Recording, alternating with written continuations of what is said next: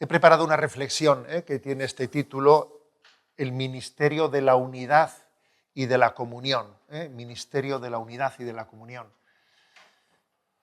Bueno, pues parece que esta palabra ministerio de la unidad y de la comunión, ¿a quién está dirigida? ¿A quién se dirige esto? A ver, unidad al Papa. A ver, no, a todos. O sea, es decir, el ministerio de la unidad y de la comunión pertenece a todos nosotros, a todos nosotros. De hecho, en esa oración sacerdotal de Jesucristo hay un versículo que es conmovedor, conmovedor. Juan 17, 21, ¿no? Yo creo que es de los versículos más conmovedores pues del Evangelio de San Juan, quizás uno de los versículos más conmovedores de esa oración sacerdotal. Juan 17, 21, te ruego para que todos sean uno, le pide Jesús al Padre, te ruego para que todos sean uno, como tú, Padre, en mí y yo en ti, para que ellos también sean uno en nosotros, para que el mundo crea que tú me has enviado. Claro, la verdad es que cuando Jesús reza así, ¿no?, y pide para que el mundo crea que tú me has enviado, fíjate qué responsabilidad nos da, ¿no? Como diciendo, el hecho de la falta de unidad entre nosotros en el seno de la Iglesia, en nuestras comunidades cristianas, en nuestras comunidades, es un antitestimonio que puede dificultar la fe en reconocer a Jesucristo como el enviado del Padre. Pues fíjate tú qué responsabilidad. Menuda responsabilidad, ¿no?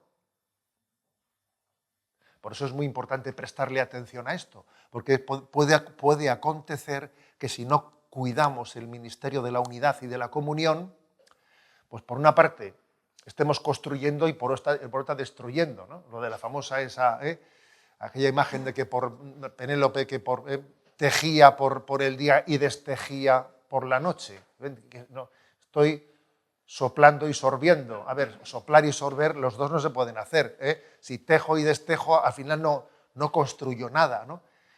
Puede ocurrir esto puede ocurrir, claro que puede ocurrir, que yo trabaje mucho por la evangelización, trabaje mucho, me desgañite, consuma mis fuerzas, pero precisamente por no cuidar suficientemente, ¿no?, la unidad y la comunión, luego esas fuerzas pues se estén desperdiciando, se desperdicien.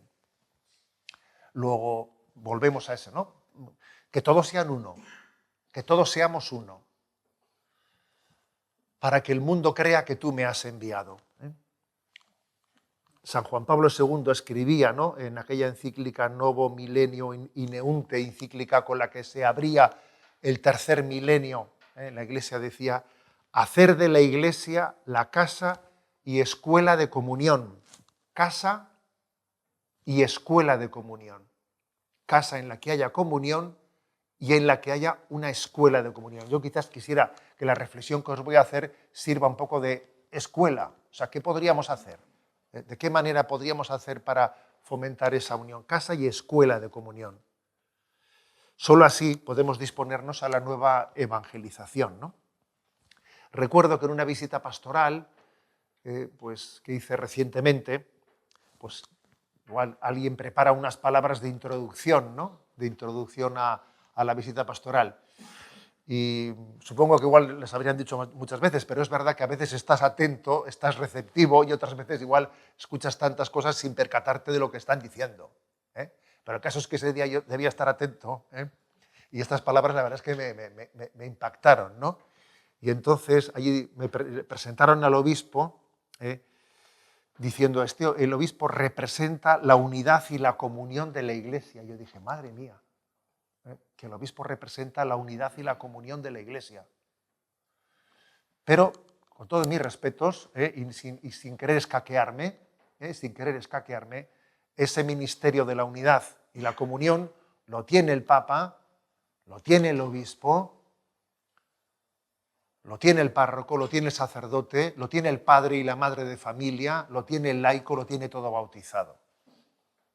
O sea, cada uno en su vocación participamos de ese ministerio de la unidad. Y tenemos que ser educados en ello, porque es verdad pues, que entre nosotros existe pues, mucho pecado de discordia, de desunión, de que no te aguanto, de filias, de fobias, filias y fobias, y eso pues es destructivo y claro, tú estás haciendo un esfuerzo para evangelizar tremendo, pero luego si eso convive, está desactivando nuestra capacidad evangelizadora, ¿sabes? Por lo tanto, ¿no? Todos tenemos que participar de este ministerio, porque todo bautizado es sacerdote, profeta, rey, y estamos llamados a ser garantes de la comunión y animadores de la comunión. Garantes y animadores de la comunión. Bueno, entonces, se me ocurre dar como cuatro pistas, cuatro pistas para la unidad y la comunión. Que seguro que os podéis imaginar que yo pues, hago algo reductivo, porque no he hecho ninguna tesis doctoral al respecto y porque hablo un poco desde unas intuiciones, con lo cual que nadie pretenda extraer de mi reflexión pues una especie de tesis ordenada, no, son intuiciones que os comparto. Cuatro pistas, ¿no?, para la unidad y la comunión. La primera es tan sencilla y tan evangélica, porque aquí nosotros lo que tenemos que hacer es creer en el Evangelio, ¿sabes? No, tan sencilla y tan evangélica como el amor al prójimo, el amor al próximo. O sea, es decir, la comunión se consigue, o sea, vamos camino de comunión si empezamos por amar al próximo, al que está junto a nosotros. La comunión se hace, en primer lugar, en el amando incondicionalmente al que esté junto a mí, haciendo un acto de fe que esta persona es la persona que Dios ha puesto en el camino de mi vida para ejercitarme en el mandamiento del amor. Y además hablo no de un amor abstracto, ¿no?, sino hablo de un amor concreto, del cariño, de la estima, del querernos con nuestro nombre y apellido y conocernos. Aquí habría como dos planteamientos, ¿no? El planteamiento es, a ver, ¿qué es lo clave, lo decisivo? ¿La importancia de conocerse para amarse o la importancia de amarse para poder conocerse? A ver, ¿qué es primero, el huevo o la gallina? No quiero contraponerlos, no los quiero contraponer. Las dos cosas obviamente son ciertas, pero si me permitís, yo creo que lo más genuino nuestro, en la línea agustiniana, es lo segundo. Lo determinante es amarse para poder conocerse. El gnóstico te diría, un momento, la clave está en el conocimiento. El gnóstico te diría, no, hay que conocer. La clave está en el conocimiento. Pues el cristianismo dice, pues no, hijo, no. Sin negar que es importante conocerse, ¿no? Pero el cristianismo le daría la vuelta al argumento gnóstico y diría, no, lo determinante es quererse. Porque es que si no te quieres, no vas a llegar a conocerte. O sea, no vas a llegar a conocer a una persona, ¿no? Es verdad que hay que conocer, un conocimiento más profundo me permite amar más, pero es que solamente si amas con una decisión de amar, solamente si tienes una decisión previa de amar a quien está junto a ti, porque entiendes que es la persona que Dios ha puesto en el camino de tu vida y tú no la eliges, sino que la recibes. A ver, yo no elijo a quien amo, lo recibo. Pues eso es muy distinto, ¿eh? Yo no elijo al que amo, lo recibo. ¿Me permitís un pequeño paréntesis? Me acuerdo que en una ocasión, hablando sobre el tema de la vida religiosa, una persona me dijo, ¿sabe usted lo que para mí es admirable? Decía, pues es que claro, me decía uno que estaba casado, decía, nosotros elegimos el esposo y la esposa, lo elegimos nosotros. Y nos cuesta un montón querernos a pesar de haberlo elegido yo.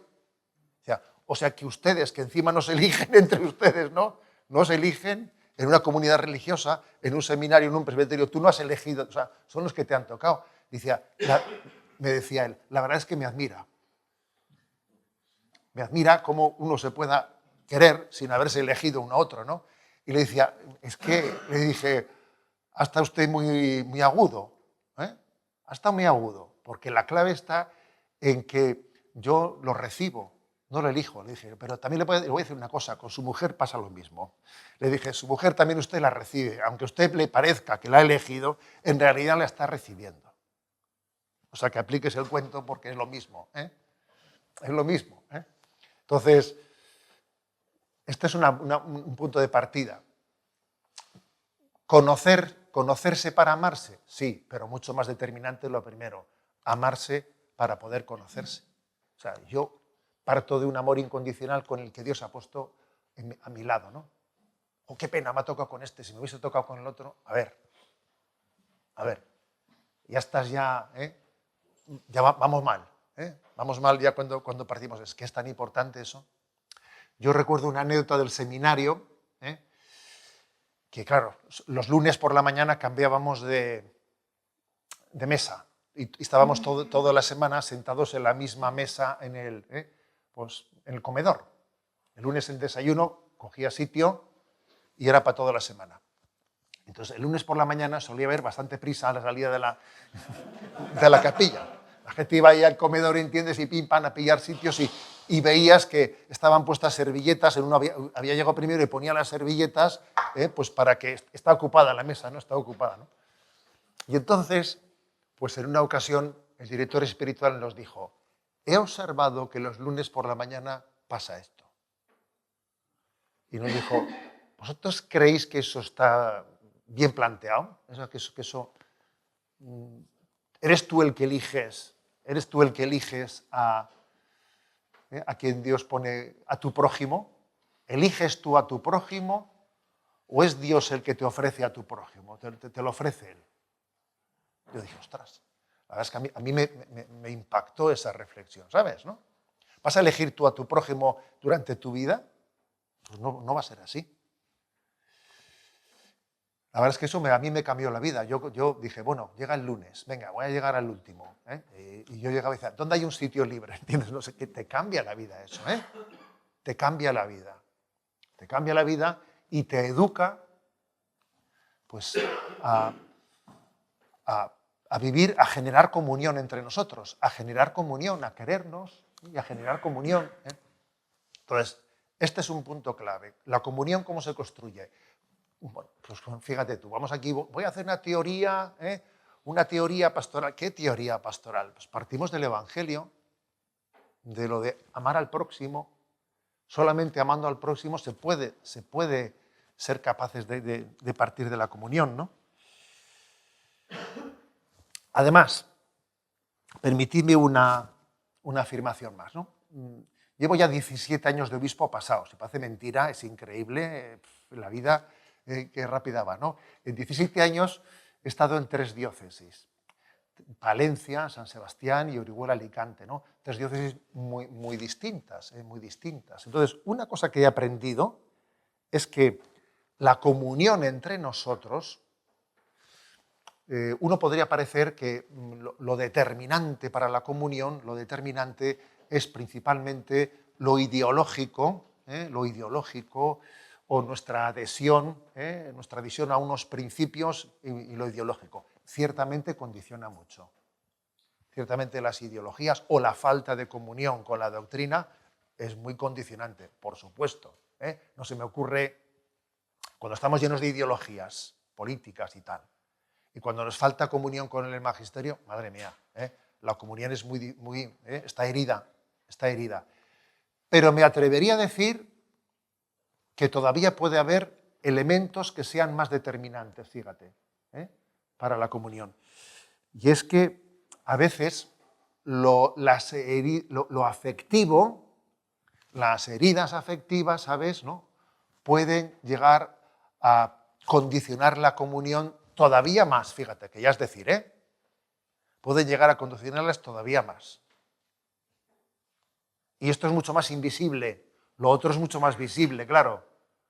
Lo otro es visible, porque te sale uno con una pancarta. Ya, pero esto otro es una bomba lapa, ¿eh? O sea, nuestras heridas afectivas que nos impiden, nos dificultan la comunión, eso condiciona mucho y tú no lo percibes, ¿no? Pues por ejemplo, ¿no?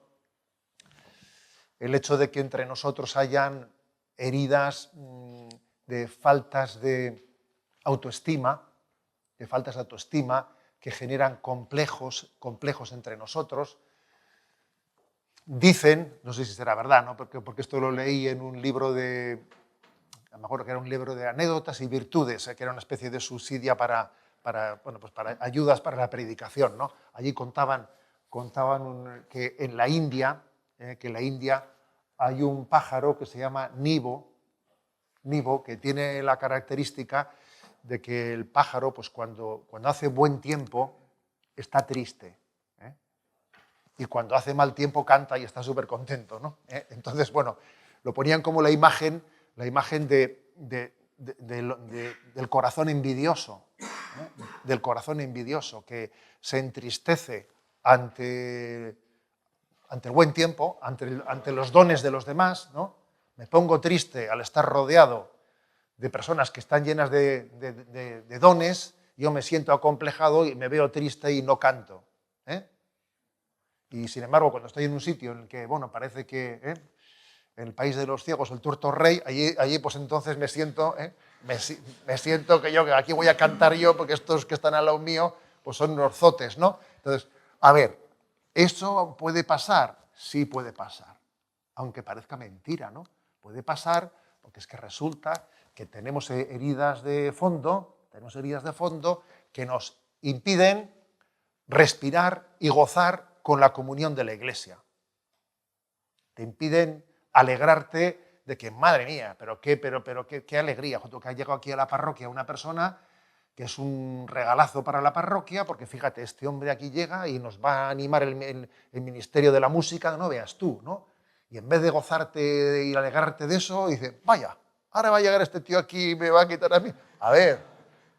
Vamos a ver, ¿esto puede ocurrir en algún sitio en Islandia por ahí? O sea, sí. Y más cerca también. O sea, claro, esto ocurre. Entonces yo, en vez de gozarme y alegrarme, ¿no? de que haya acontecido eso, de repente siento una competencia y entonces no gozo con ello, ¿no? ¿Y dónde está el problema de fondo? El problema de fondo está en las heridas. Mis heridas, que me falta, primero me falta una autoestima, y también me falta gozar y me falta una eclesialidad. Entender que la Iglesia es el cuerpo místico de Cristo y yo estoy integrado en él, con lo cual todos los dones del cuerpo místico de Cristo son de Jesús y son míos. Aquí se podría decir lo de la palabra, hijo, yo siempre estoy contigo y todo lo mío es tuyo. Ese que canta tan bien, ese es tuyo también, no solo es mío. Ese que canta tan bien, ¿por qué lo sientes como un competidor tuyo si eres tú el que canta en él? Pero claro, eso supone otra visión de fe, ¿eh? Supone otra visión de fe. Para mí ese versículo de la parábola del hijo pródigo, a mí me parece que es un versículo que da en la clave de la esencia de la parábola del hijo pródigo. Ahí está el meollo de la cuestión.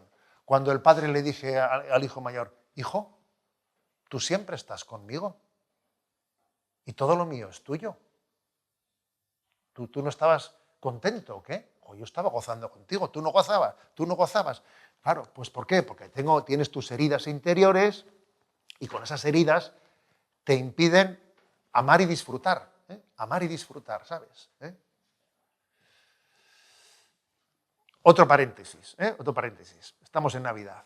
Bueno, pues en el año 17 se estrenó esa película Se armó el Belén, no sé si la visteis. Se armó el Belén, que esa es una película de esas animadas, parece que está hecha para niños, pero quita a los niños, ¿sabes? ¿No? Quita a los niños, ¿no?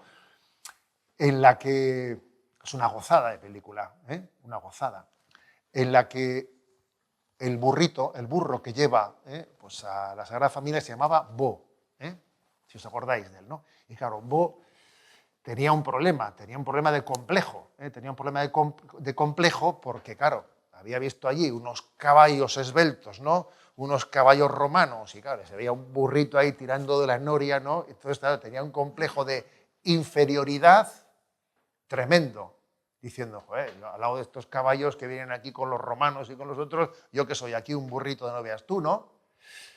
Esa imagen, o sea, a mí me parece maravillosa en esa película, cómo se refleja en la herida de ese burrito acomplejado de que le parece que yo soy, o sea, no soy nadie, una, pues, una tarea de sanación de esa herida. A ver, pues Dios me ha dado el don de llevar, de llevar pues encima mío, a mis lomos, pues a José y a María, y parece que yo no soy nadie, pero en ese no soy nadie Dios me le ha dado todo. Pero claro, eso supone una mirada de fe y supone un ir sanando esas heridas de la falta de autoestima. Entonces el ministerio, o sea, el amor, ¿no? El amor al prójimo también está condicionado por nuestras heridas. Porque como dice, amarás a tu prójimo como a ti mismo, claro, como no te ames a ti mismo, ¿cómo vas a amar al prójimo? Houston, tenemos un problema, claro, o sea, tenemos un problema si yo resulta que no me quiero a mí mismo porque tengo unos complejos, tengo complejos de autoestima, me estoy siempre comparando con los demás, veo que no gozo con los dones del otro, no gozo con ellos, entonces me cuesta amar al próximo, lo veo como un competidor, en vez de como un don de Dios. Esto es algo muy clave y determinante, ¿no? Entonces, pues para poder generar comunión, es muy importante que nos ayudemos a sanar nuestras heridas. Tenemos que ayudar a sanar nuestras heridas, ¿no? La parábola del buen samaritano, pues quiere decir que yo tengo que generar comunión con personas que están heridas, yo estoy herido, las personas que me rodean están heridas, tengo que contar con ello y tener paciencia en su sanación, tener paciencia. Pues igual, por ejemplo, pues las correcciones, aquí yo creo que hay un equilibrio que solamente el Espíritu Santo nos puede dar entre dos obras de misericordia, que pueden parecer contradictorias, que son sufrir con paciencia los defectos del prójimo y corregir al que yerra. ¿Entiendes? ¿No? A ver cómo se hace eso. ¿Cómo se hace eso? ¿Cómo se puede sufrir con paciencia los defectos del prójimo y corregir al que yerra? Oye, a ver, las dos son obras de misericordia. ¿Y cómo integrarlas? Pues hay que pedir un don, o sea, el don del Espíritu Santo. Hay que pedir el don del Espíritu Santo. Por ejemplo, ¿no? Si yo hago una corrección al que yerra y en esa corrección hay algo de vena hinchada, ¿sabes? En mí, ¿no? Esa corrección, te digo yo, que nace de la carne y de la sangre, y no estará bien realizada. Por lo tanto, ¿no? Supone un amarse y quererse para que yo sepa cuándo es el momento de la corrección, porque estamos en un momento en que lo va a poder recibir, lo va a poder recibir, cuándo es el momento de sufrir con paciencia los defectos del prójimo y sigamos trabajando y sigamos caminando. Eso tenemos que pedir los dones del Espíritu Santo para integrar ambas cosas. Para integrar ambas cosas. Y a veces incluso, cuando tienes una entrevista de acompañamiento espiritual, etcétera, después es bueno evaluarse. Estoy acordando de una que he tenido yo hace poco, con una persona que tenía muchas heridas, y habló largo y tendido, ¿no? Y después, no, bueno, pues yo le dije algo, y después, fíjate, me examiné un poco a mí mismo, ¿no? Y dije, vamos a ver, creo que tenía que haberle dicho que se buscase un acompañante espiritual para que tuviese un proceso más largo y en ese proceso más largo se le pudiese corregir cosas. Igual me he equivocado pretendiendo corregirlas todas yo en un encuentro. ¿Me explico? Dije, igual ha sido excesivo, porque claro, porque dices, bueno, tengo un encuentro con él. Pues venga, voy a decirlo todo. Igual no se le podía decir todo. Hice mi pequeña autoevaluación después y dije, me parece que igual me he pasado, porque para poder decir tantas cosas necesitas ir paulatinamente creciendo entre sufrir con paciencia y corregir al que yerra. Y eso requiere un tiempo y una maduración. Eso es muy importante, muy importante para poder ejercitar ese ministerio de la comunión entre nosotros. Al principio, en ese ayudarnos en nuestras heridas, pues según la parábola del buen samaritano, uno se para, atiende, hace una cura de primer auxilio. Dice que le untó las heridas con aceite in vino, pero claro, luego le montó en su burro y le llevó a la posada. También eso tenemos que hacerlo, hacer una primera intervención de primer auxilio, pero luego también ser capaz de derivar a las personas, ser capaz de derivarlas a aquellos lugares donde se les pueda ayudar. Entonces yo vuelvo a insistir. A ver, ministerio de la unidad y de la comunión, donde nos la jugamos por encima de todo, que no nos quede la menor duda, es en el mandamiento del amor al próximo. Un amor que sea entrañable, que quien está al lado mío se sepa que yo le quiero incondicionalmente, que eso no la pueda poner en duda, porque yo se lo he manifestado, se lo he dado a entender, ¿no?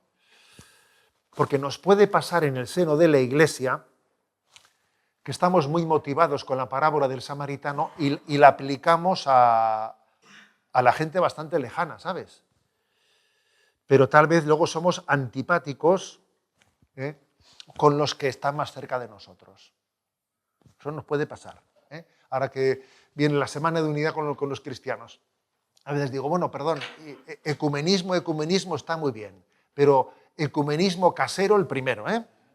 A ver, aplícate el ecumenismo casero, porque estamos hablando de los protestantes, y luego resulta, ¿entiendes?, que estos son no sé qué, estos son no sé cuántos, ¿para dónde vas? Entonces, esta es una paradoja. Es posible que a veces seamos súper enrollados con la gente más alejada, y que luego seamos inmisericordes con los de casa, tú. Seamos inmisericordias con los de casa, ¿no? Y además, como los de casa, como sabes que son gente humilde y obediente, con ellos les exiges lo que no se te ocurriría exigir con el alejado. A ver, que es una auténtica contradicción, ¿no? En el idioma vasco hay un refrán que dice, ¿no? Kalean uso, etxean otzo, que es como decir, ¿no? En la calle eres paloma y en casa eres un lobo. Eso también puede ocurrirnos. Puede ocurrir pues, que uno sea paloma en la calle, pero que luego en casa sea lobo. Y yo creo que para autentificar nuestro mandamiento del amor al prójimo, uno tiene que examinarse en su relación con el más próximo, con el que él no ha elegido, con el que Dios ha puesto en el camino de su vida, ¿no? Todos tenemos que amar con cariño a quien Dios ha puesto a nuestro lado, sin celotipias, sin bobadas, pidiéndole a Dios la gracia, ¿no?, de sanar eso, ¿no? Ahora, ¿cómo trabajar esto? ¿Cómo trabajarlo? Porque también si yo soy ministro de la comunión, ¿cómo podríamos hacer esto? Bueno, algo ya he dicho, alguna pista ya he dado. Para mí una pista importante es la de decir, bueno, pues acompañamiento a las personas que estamos heridos, ¿no? Acompañamiento. Y ese acompañamiento es sufrir con paciencia y al mismo tiempo corregir al que yerra. O sea, acompañamiento. Creo que nos tenemos que animar mutuamente a ser acompañados, porque es la capacidad de vernos con los ojos de Jesucristo. Yo creo que pocos ministerios hay tan importantes como el del acompañamiento. ¿Qué es el acompañamiento? A ver, ¿cómo ayudo yo o cómo me dejo ayudar para conocerme a los ojos de Jesucristo? Pero también creo que hay otros puntos, otros caminos, ¿no?, que podríamos trabajar, ¿no? Como por ejemplo, a ver, en nuestras parroquias, allí donde tenemos un ámbito, o un padre de familia con sus hijos, porque esto se puede aplicar a todos los ámbitos, ¿no? A ver, reconocer los dones complementarios que tenemos entre nosotros. O sea, descubrir los dones complementarios. Porque existen dones complementarios. Este qué bueno es para esto, este qué bueno es para el otro, este qué bueno es tal, ¿no? Porque es muy importante descubrir esos dones y hacérselos conocer a la persona, de manera que también su autoestima parta del conocimiento de los dones que Dios le ha dado, ¿no? Y saber repartir juego. Saber repartir juego a los demás es muy importante. A veces somos, pues somos practicistas, ¿no? Somos practicistas. Entonces nos es mucho más fácil decir, quita que yo lo hago yo, ¿sabes? O sea, que voy a hacerlo más rápido, o sea, lo voy a hacer más rápido y quita que me... O como cuando igual una madre dice, déjame sola en la cocina, que me ensucias todos los pucheros para hacerme... Quita que lo voy a hacer yo sin ensuciar nada. A ver, deja que ensucie y que aprenda. O sea, yo creo que hay que repartir juego y hay que hacer. Hacer es una de las claves de la comunión. Vale mucho más hacer que hacerlo todo tú. Lo cual a veces choca con nuestra tendencia al perfeccionismo. Eso es como cuando los que conducimos, vas en coche, ¿no?, y va conduciendo otro, miras de reojo y tal, y le dices de repente, si estás cansado ya te cojo yo, que es como te estás diciendo en realidad, quita de ahí, que déjame que... O sea, pues porque sientes que si conduzco yo, voy seguro, ¿sabes?, ¿no? Si conduce si estás cansado te cojo, le dice el otro, a ver, que lo que no te estás es fiando de él, no te estás fiando de él, ¿no? Bueno, pues yo creo que la comunión también se construye hacer, saber repartir juego, reconocer los dones de los demás, suscitar conciencia de corresponsabilidad. Suscitar esa conciencia de responsabilidad es súper importante. Suscitar esa conciencia.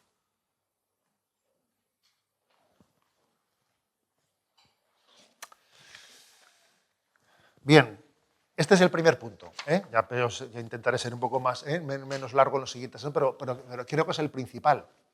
Entonces, ante ese dilema, ¿no? Conocerse para amar, para amarse, o amarse para poder conocerse. Las dos hay que integrarlas, pero hay que partir especialmente del amor incondicional. El amor incondicional es el que te permite descubrir los dones de los demás. Si tú no amas incondicionalmente, no llegas a descubrir los dones de los demás. No los llegas a descubrir. Segunda pista, digamos, ¿no? Hemos dicho 4 pistas para la unidad y la comunión. Segunda, lectura acogida, o podríamos decir mejor que lectura, acogida íntegra y profunda de la Sagrada Escritura y del magisterio de la Iglesia. No una acogida parcial. Mira tú, aquí practicando la caridad, como decíamos aquí. ¿Ves tú? Unos hablamos de la caridad y otros la practican. Esto. Muy bien. A ver, acogida íntegra y profunda de la Sagrada Escritura y del magisterio. Es muy importante, porque obviamente eso nos da una gran comunión. Nos da una gran comunión en el Cristo total. En el Cristo total. Dios se ha revelado. El que nosotros nos adhiramos plenamente a la revelación y su integridad, eso va a determinar en muy gran medida la comunión. Luego a la tarde espero que podamos hablar del tema de la revelación.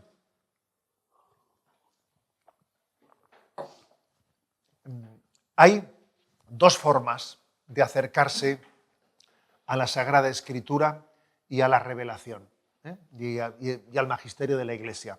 2 formas. Una es la de quien busca especialmente los textos, digamos, documentos magisteriales, etcétera, con los que se siente más especialmente identificado. Esta parte del Evangelio me dice mucho, esta otra parte no me dice tanto, no me identifico tanto con ella. Entonces, ¿qué hago? Me centro más en lo primero y lo segundo lo paso más de corrido, ¿no? Me identifico más con esto, me paro en ello. No me identifico tanto con esto, lo paso a pasar. Eso ocurre, claro que ocurre. Y lo mismo pasa con el magisterio. En estos puntos me interesan más, en otros me interesan menos. Yo, por ejemplo, tengo la anécdota de que explicas el catecismo de la Iglesia Católica en Radio María y según qué parte del catecismo estabas explicando, pues tú notabas, porque allí en Radio María para las llamadas de los oyentes hay una centralita en la que se encienden todos.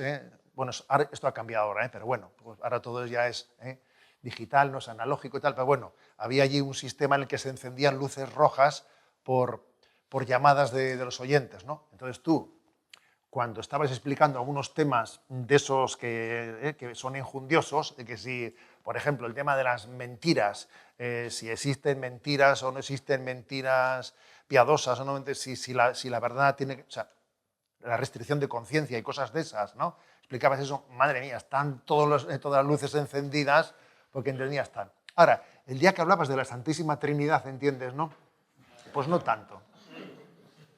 No tanto, ¿no? Hablas de la Santísima Trinidad, entonces, bueno, la Santísima Trinidad entiendes como que en fin, ¿no? O sea, a ver, eso es un riesgo. Es un riesgo el que uno reciba la predicación diciendo, seleccionándola por su interés, por mi sensibilidad, me centro en esto, olvido lo otro. Eso es típico. Pero claro, creo que la recepción correcta de la Sagrada Escritura, del Magisterio, tiene que ser otra, ¿no?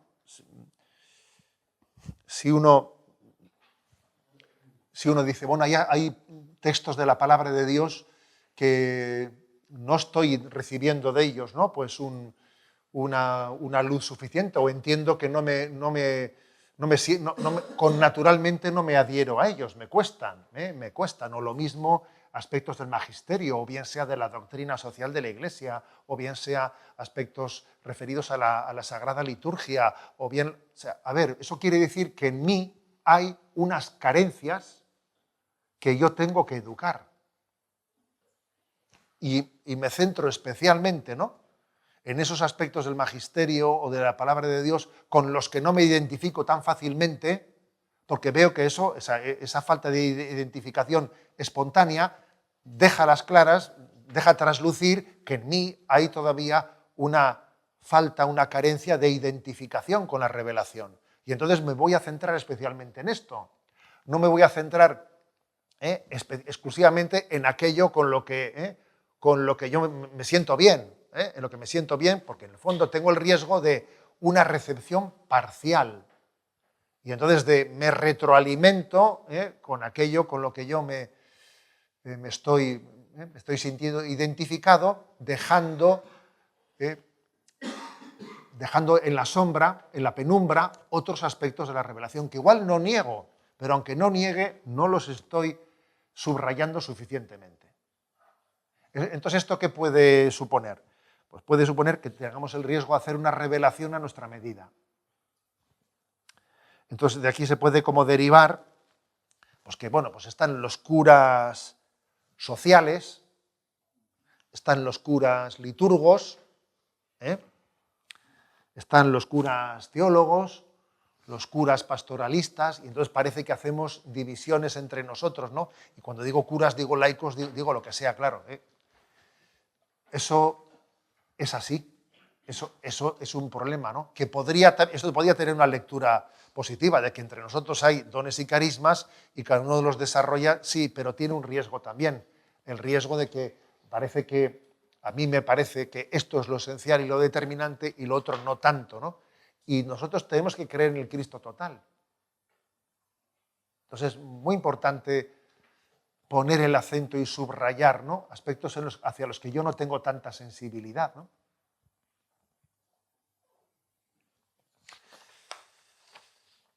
esto será muy importante para alcanzar la comunión, sin duda será muy importante, ¿no? Porque la revelación es una gran sinfonía, ¿no? Y esa división que hace el catecismo de la Iglesia Católica en cuatro partes es clave y determinante, ¿no? Es clave y determinante. Yo soy el camino y la verdad y la vida. Es curioso que ese versículo de San Juan añade un kai, un y después de cada uno, que parece hasta demasiado... Yo soy el camino, coma, la gracia... No, pero curiosamente dice yo soy el camino, no dice coma, y la verdad y la vida. Parece como que se está subrayando la suma de las tres cosas. Entonces, decir que Jesucristo es el camino es subrayar todo el aspecto que el Catecismo de la Iglesia Católica habla referente a la moral, a vivir en Cristo, cómo vivir camino. Pero soy y la verdad es lo que hace referencia a la fe, al dogma, a la fe revelada. Y la vida hace referencia a los sacramentos en los que recibimos la vida de Cristo y la oración, los sacramentos y la oración.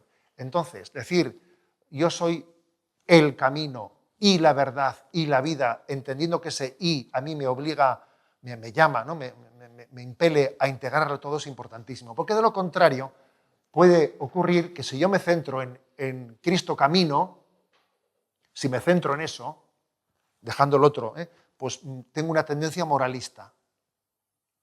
Hago una visión del cristianismo moralista. Cristo es el camino, que es muy fácil, ¿eh?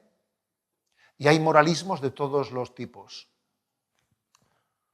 Hubo moralismos del sexto mandamiento, que si la manga llegaba hasta aquí, no llegaba hasta aquí, y hay moralismos del otro tipo. Estoy el otro día yo en un colegio y pregunto a los chavales, a ver, ¿quién me dice qué es ser cristiano? Y me dice uno, reciclar. A ver, reciclar. Bien, vale, ¿no? A ver, vamos a ver. Cuando un chaval, ¿no?, te dice qué es ser cristiano, dice reciclar, dice uno, joder, a ver, quieras tú que no, hacemos una presentación del mensaje de Jesucristo moralista. Hay moralismos del sexto mandamiento, hay moralismos del séptimo mandamiento, hay tantos moralismos como mandamientos existen. A ver, si yo me centro en que Jesucristo es el camino, caigo en un moralismo. Pero también existe el riesgo de quedarse con Cristo es la verdad, existe ese riesgo.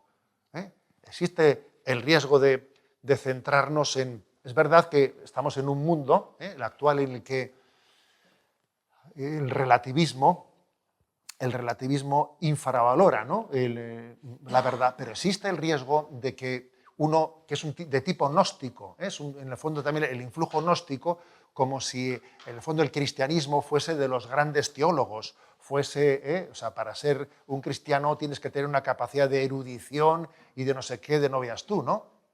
Como es el que te hacen los alemanes, dice, breve introducción a la teología, y te meten 8 tomos, ¿no? A ver, vamos a ver. Eso es tremendo. O sea, existe a veces también ese riesgo, el riesgo de pensarnos, ¿no?, que la clave está en el conocimiento intelectual y poniendo en ello su riesgo, ¿no? Yo recuerdo una anécdota de mis tiempos de seminarista, ¿no? Estábamos en Roma y se había anunciado una conferencia de un conocido teólogo de esos, no voy a decir el nombre, ¿no?, un conocido teólogo en el que, bueno, pues va a hablar de no sé qué y tal. Y me dice, estaba con don José Antonio Sayés, ya fallecido, ¿no? Y me dice él, pues vamos a la conferencia, venga, vamos. Vamos, y había mucha gente, yo me puse al lado de don José Antonio, y el que hablaba, bueno, madre mía, ¿no? Pues era uno de esos teólogos que hablaba casi en relieve, eso iba casi acuñando palabras según iba hablando, o sea, es como sobre esdrújula, ¿sabes? O sea, a veces era de una erudición teológica que casi iba acuñando palabras para expresarse, ¿no? Y yo me acuerdo que me acerqué a don José Antonio y le dije, no estoy entendiendo nada. Y él se me acercó y me dijo, tranquilo, que yo lo estoy entendiendo todo y no está diciendo nada. Me dijo eso. Bueno, pues es una anécdota, ¿no? Pero que a mí me relajó mucho, mira. A mí me relajó mucho porque también esto es cierto. O sea, a veces se centra, ¿no? Se centra la búsqueda de la verdad en una erudición. A ver, Jesucristo es sencillo, ¿eh? El Evangelio de Jesucristo es capaz de hablar a los sencillos y a los sabios al mismo tiempo. Jesús nunca dijo que se salgan los de primaria, que me quede yo únicamente. No, Jesús no dijo eso nunca. Habló al mismo tiempo para todos. Y se le entendía, bastante claro.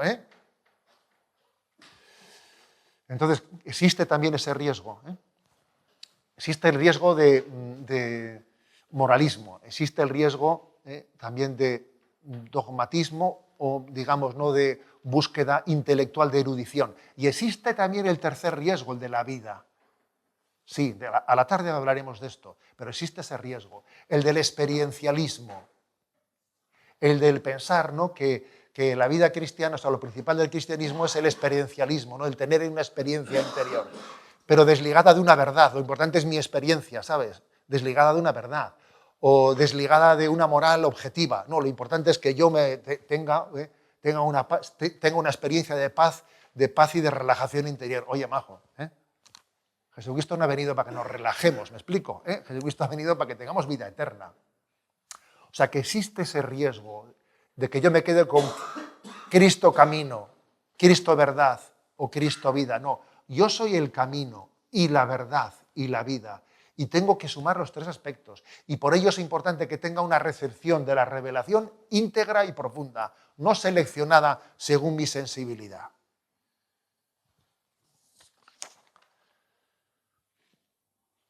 En tercer lugar.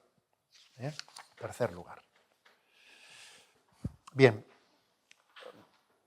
la Iglesia no solo es apostólica, sino que es también carismática. Son dos pulmones que existen en el seno de la Iglesia. Von Balthasar hablaba de que existen dos perfiles en la Iglesia. El perfil petrino y el perfil mariano.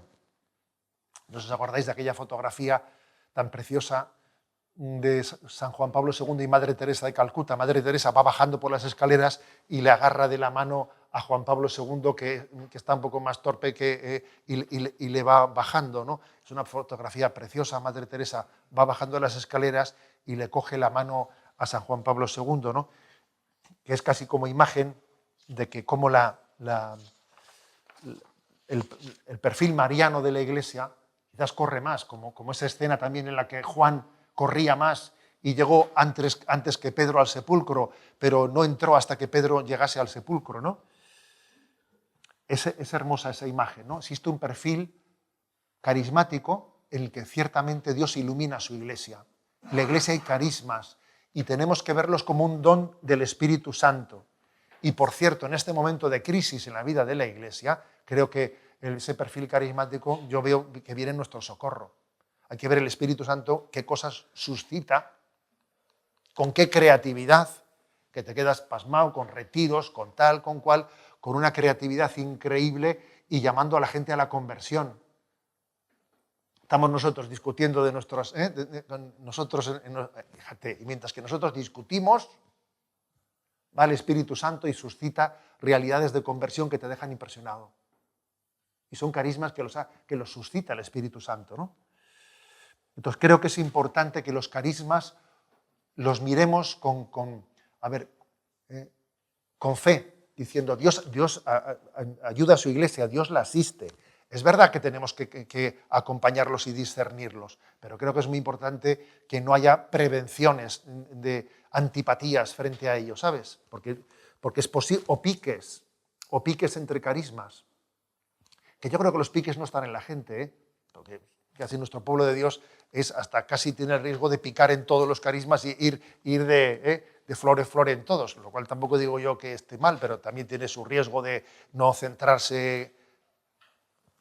Los piques entre carismas a veces no están en el pueblo de Dios, sino más bien quizás entre responsables o cabezas, ¿no? Creo que tenemos que ver cómo Dios asiste a su iglesia en los carismas. Yo, otra anécdota que recuerdo, de hace 17 años, recién elegido obispo, nos suelen convocar en Roma para hacer una semana de cursillo acelerado de qué tienes que hacer, ¿no? Y allí pues, nos juntamos unos 100, así de todo el mundo, y va allí el cardenal de cada congregación a explicarte liturgia, el otro, ¿no? Entonces me acuerdo que llegó el que era el responsable de ahora se llama dicasterio, ¿no?, de comunicación, y era Monseñor Foley, un arzobispo de Estados Unidos que ya ha fallecido. Y me acuerdo que él nos hizo una reflexión, ¿no? Decía, aquí desde la Santa Sede observamos cómo a veces se ponen en marcha proyectos comunicativos muy profesionales con todos los medios y Dios no los bendice. Dijo, como la televisión de la Conferencia Episcopal Estadounidense, que jamás había habido algo a la que se habían puesto tantos medios. Y fue un fracaso y hubo que cerrarlo. Y me acuerdo que dijo, y años tardaremos en pagar el agujero. Pero luego observamos que el Espíritu Santo suscita cosas que si la televisión de Madre Angélica, que si no sé qué de Radio María, que en principio parece que son cosas llevadas adelante sin medios humanos, sin una capacitación técnica, pero que son carismas y dones del Espíritu, y Dios los bendice. Y entonces él dijo, de manera que yo me hago la siguiente reflexión. ¿Qué tenemos que hacer? Diseñar nosotros, diseñar una estructura pastoral y luego pedirle al Espíritu Santo que la bendiga, o más bien ver dónde sopla el Espíritu Santo, ¿no?, y ponernos un poco a su servicio discerniendo los dones y los carismas. Dijo eso así como quien no decía nada, ¿sabes? Dije yo, madre mía, pues ya ha dicho este hombre aquí algo. Y creo que es algo que forma parte de cómo construir la comunión en la vida de la Iglesia. Y por último, cuarta pista, en el ejercicio del ministerio de la comunión, cuarta pista. A ver, el ejercicio ministerial del gobierno, porque también Dios nos pide que gobernemos una parroquia, que gobernemos una familia. O sea, somos sacerdotes, profetas y reyes. Entonces también existe, ¿no?, en la manera de gobernar, te juegas mucho que se genere comunión o no. Entonces creo que hay un estilo de gobierno, de ejercer el poder, como se dice hoy en día, que es cristiano, que tiene que integrar 4 dimensiones, que son la potestas, la paternitas, la fraternitas y la autoritas. La potestas, porque se refiere a la capacidad decisoria. Dios te da, pues como padre, madre de familia, como párroco, como el que sea, te da una potestad. Y tú tienes que tener en cuenta que tienes una potestad y no te puedes escaquear. Pero también te da una paternitas, es decir, que es el oficio de generar vida, el don de hacer crecer las cosas. Y una fraternitas, que se refiere a la capacidad de corresponsabilidad con los demás. Y una autoritas, y la autoritas se refiere a tu autoridad moral, por el testimonio de tu vida. Entonces, estas 4 dimensiones tienen que estar unidas. Porque aquí ocurre, por ejemplo, algo que es muy obvio. A veces hay potestas sin autoritas. Vamos, por poner un ejemplo, España, la situación sociopolítica de España. Estamos viendo un ejercicio de llevar la potestad hasta el límite por encima de la autoridad, de la autoritas, de la autoridad moral. Yo busco una mayoría y la busco para poder gobernar y soy capaz de vender mis principios, de lo que dije, digo Diego, cojo y amnistío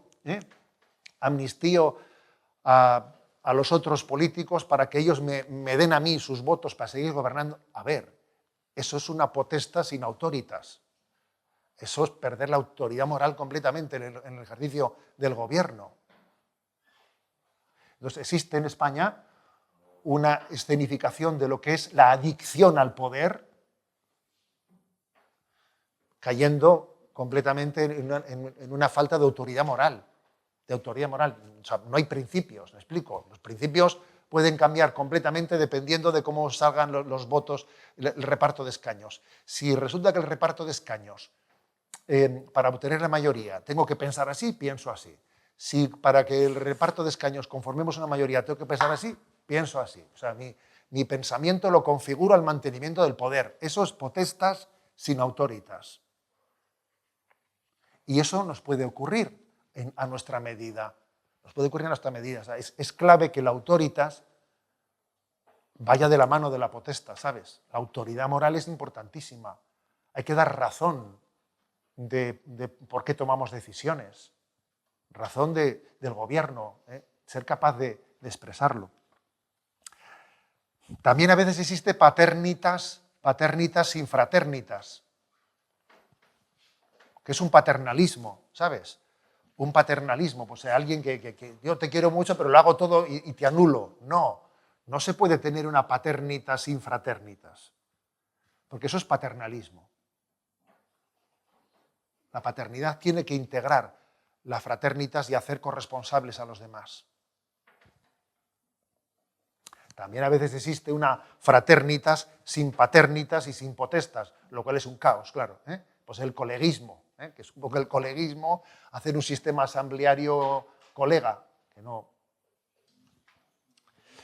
Por lo tanto, ¿no? Yo creo que es importante que en la forma de ejercer nuestra autoridad, pues ese encargo, ese ministerio que Dios nos ha dado como sacerdotes, como obispos, como padres de familia, como laicos, como líderes, en cualquier sitio, en una cofradía, en una asociación, que entendamos que ese ministerio, ese encargo que me ha dado, tiene que conjugar estos 4 aspectos. La potestas que Dios me ha dado y que la Iglesia me ha encomendado, ¿no? Pero acompañada de la autoritas, de la autoridad moral, de que yo al mismo tiempo sea siervo de los siervos. El Papa tiene la potestas máxima, pero al mismo tiempo es el siervo de los siervos. Eso es muy importante. Yo me acuerdo, por ejemplo, que en la parroquia, ¿no? Cuando hay que buscar gente para la limpieza, para los grupos de limpieza en la parroquia, ¿no? Porque están decayendo, lo que sea, tal. Haces una llamada. A ver, ¿cuál es la manera de que tu potestas de llamar al servicio tenga eficacia? Te pones tú el lunes en la escalera a limpiar el cristal y vas a ver tú cómo la gente se apunta enseguida. Porque eso es así. Eso es así. O sea, la potestas tiene fuerza cuando va ligada a la autoritas moral. Te ve la gente a ti subido en la escalera, me cago en la... Se apuntan 25 después. Eso ha sido así de toda la vida de Dios. O sea, la potestas tiene que ir de la mano de la autoritas. La paternitas tiene que ir de la mano de la fraternitas. Porque si no es un paternalismo y a la gente no le haces crecer, no le haces hacer. Entonces esas 4 dimensiones son claves, ¿no?, en el ejercicio de nuestro ministerio. Bueno, vamos a dejarlo, si os parece, aquí y tenemos también nuestro diálogo. Gloria al Padre, al Hijo y al Espíritu Santo, como era en el principio, ahora y siempre, por los siglos de los siglos. Amén.